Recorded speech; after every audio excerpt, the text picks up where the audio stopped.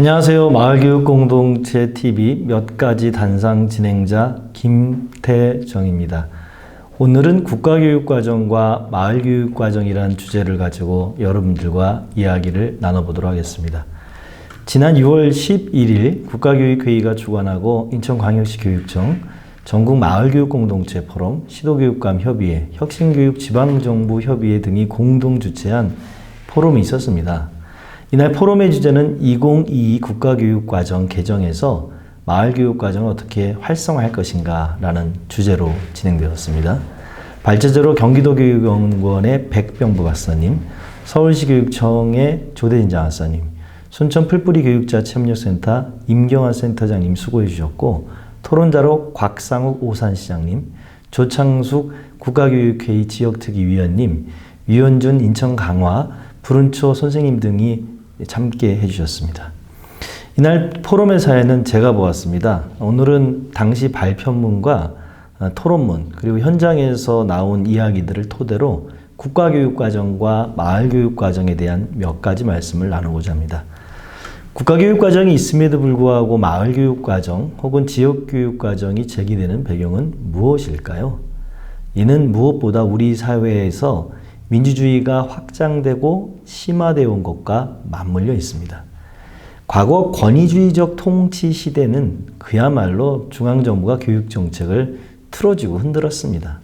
학교는 알티세르가 말한 것처럼 그야말로 이데올로기적 국가장치로 기능하였죠. 저만 해도 초등학교 다닐 때 국민교육 헌장이라는 것을 암송할 것을 강요받았고, 중학교에 가서는 대통령 순방, 귀국, 환영 행사에 태극기를 들고 나가서 거리에서 손을 흔들 것을 강요받아야 했습니다. 고등학교에 갔더니 교사들로부터 금강산 댐 모금에 참여할 것을 강요받았고요. 학교에서는 반공교육과 더불어 심지어 교련 과목이라는 군사훈련도 받았어야 합니다. 그러나 1987년 민주화 항쟁으로 우리 사회는 조금씩 변화하고 있습니다. 현재 헌법도 바로 1987년 민주화 항쟁의 영향으로 전면 개정된 것이죠.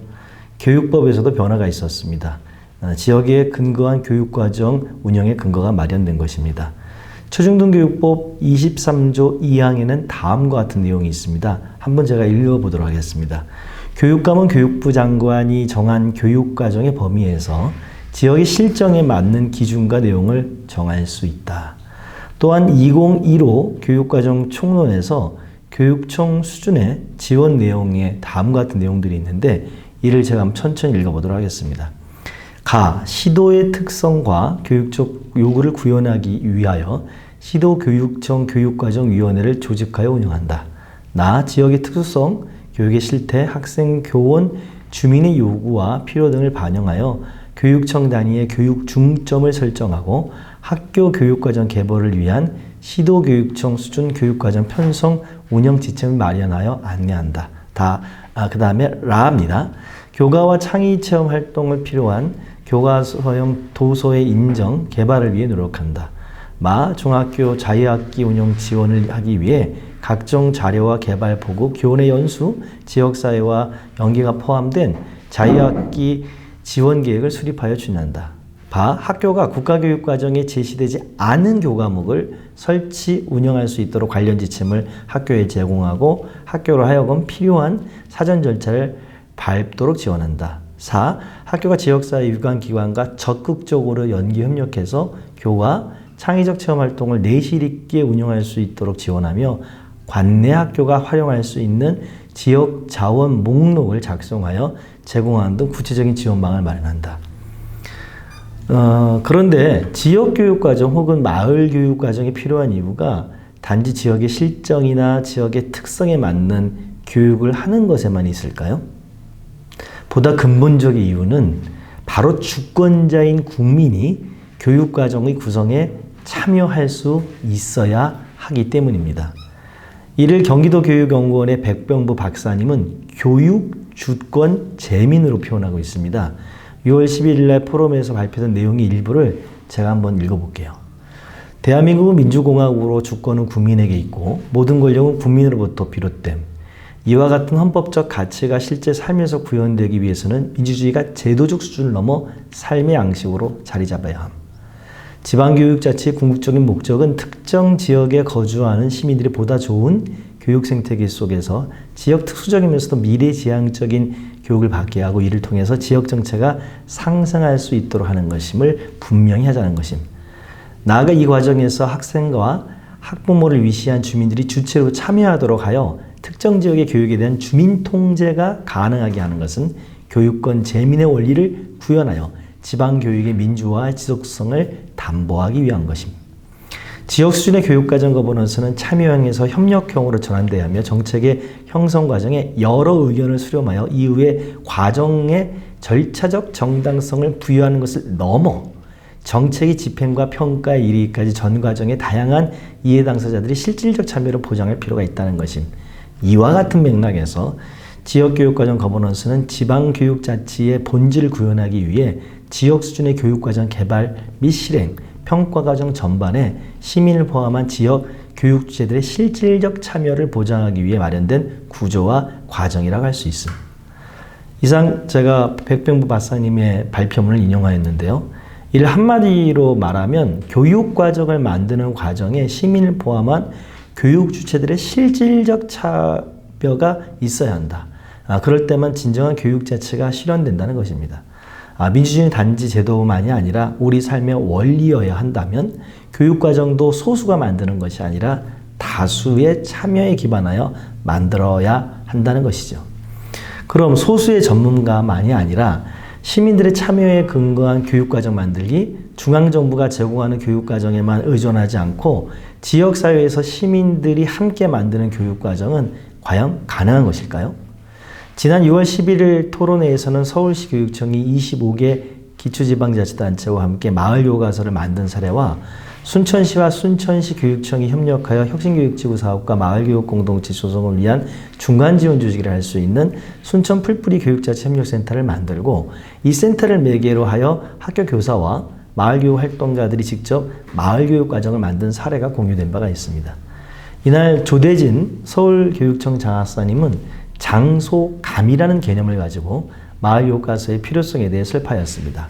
그에 따르면 장소감은 개인이 활동이나 의식에 의해 형성되는 어떤 장소에 대한 감정으로 이는 장소와 개인, 집단, 자연환경, 인문화경의 상호작용에 의해 형성된다고 합니다. 그리고 마을교과서는 이 장소감 형성에 기여를 할 수 있다고 합니다. 마을교과서를 통해 마을에 대한 정보와 긍지를 바탕으로 지역 주민이라는 자각을 하게 되고 삶의 공간인 지역사회에서 배움을 성숙시킬 수 있다는 것이죠. 마을교과서는 거버넌스, 즉 협치를 통해 만들어지는데 이 과정에서 다양한 사람들이 주체로 참여하여 교육과정 운영에서도 민주주의가 발현된다는 것이죠. 한편 순천 풀뿌리 교육자치협력센터 임경환 센터장님은 순천시에서 마을교육과정이 만들어지는 사례를 공유해 주셨는데요. 각각의 내용이 매우 흥미로운 것들로 많은 관심을 받았습니다. 그중 가장 인상적인 것은 학교 교사와 마을교육 활동가들이 함께 교육과정을 만들고 있는 것입니다. 발표문의 몇 부분을 제가 직접 인용해서 오늘 읽어보겠습니다. 순천에서도 도심 한가운데를 흐르는 동천을 주제로 한 마을교육과정을 만들어보자는 이야기가 2019년 11월쯤 중간지원조직 활동가 입에서 나왔습니다. 그 말에 화답한 환경과 생명을 지키는 교사 모임, 소속 교사들, 순천 지속가능발전협의회, 순천 그린해설가협회, 놀이문화교육공동체 노마야 노을자, 순천 풀뿌리 교육자치협력센터 활동가들이 모여서 모임을 시작했습니다. 준비 모임과 워크숍이 이어지고 곧이어 동천 마을교육과정 TF가 꾸려집니다. 이후 약 5개월 동안 20여 차례의 모임이 있었습니다. 동천 마을교육과정 개발을 주도했던 그룹이 중간지원조직에서 나와 전남 마을교육연구소를 만들었습니다. 지난해 중간지원조직이 동천 마을교육과정 개발에 주도했던 것에 비해 올해 순천만 습지교육과정 개발은 교육지원청과 지자체, 중간지원조직이 행정적 지원을 하고 연구소가 중심이 되어 순천만 습지교육과정을 개발하고 있습니다. 지난해와 비교해보자면 지자체는 순천시와 평생교육과 뿐만이 아니라 순천만 보전과 생태환경과가 함께 교육과정 개발회의에 참여하고 있고 교육지원청에서는 센터 전담 장학사 파견교사까지 배치되면서 일상적으로 결합하게 되었습니다. 교육과정을 개발하는데 교육부 사업비뿐만이 아니라 교육지원청, 동아시아 람사르 습지 지역센터 예산이 함께 쓰이고 있습니다. 함께한 단체들도 많아졌습니다. 올해 1차 워크숍 자리에 약 20여 개 단체 구성원들이 함께 모이기도 했습니다. 순천 조곡동에는 철도 관사마을과 철도 노동조합이 있습니다.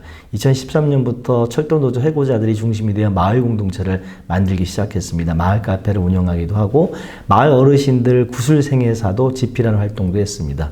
그리고 마을 주민들이 마을 해설사가 되어 이 지역에 탐방 오시는 분들에게 자기 마을을 소개하는 활동도 지속적으로 하고 있습니다. 2020년에는 조곡동에서 태어난 초등학교 교사를 중심으로 조곡마을교육자치회 소속 철도 역사 문화교육 강사단과 함께 초등학교 3학년 아이들이 배울 수 있는 철도 마을교육 교과서를 개발하였습니다. 교과서 개발에는 인근 학교 초중등 교사들과 함께 마을교육 활동가들이 함께 참여했습니다.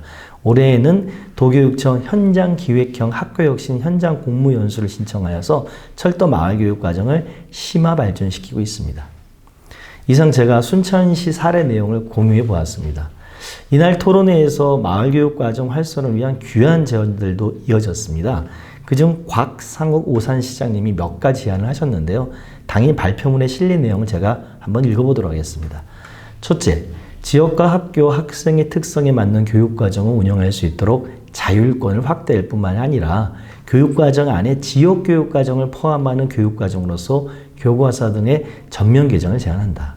지역교육과정 연계가 선택이 아니라 필수로서 자연스럽게 익힐 수 있도록 하기 위함이며 아울러 성취 기준의 완화와 함께 이루어져야 한다는 현장의 목소리가 높다. 둘째, 법령에 의해 의무적으로 실시할 교육의 의무 시스가 많고 교과 내용이 중복되는 경우가 많다. 학교가 유연하게 실시할 수 있도록 법령의 정비가 필요하다. 이러한 위험함 속에 지역교육과정이 운영할 수 있는 시간적 배분이 필요하다. 셋째, 지역교육장에서 다양한 경험과 교육이 교육과정으로 이수되어 인정되어야 할 것이다. 지역 환경의 특성을 고려한 교육, 삶으로 연결될 수 있는 교육과정을 위해서는 학교 밖 교육과정을 인정해 줘야 할 것이다.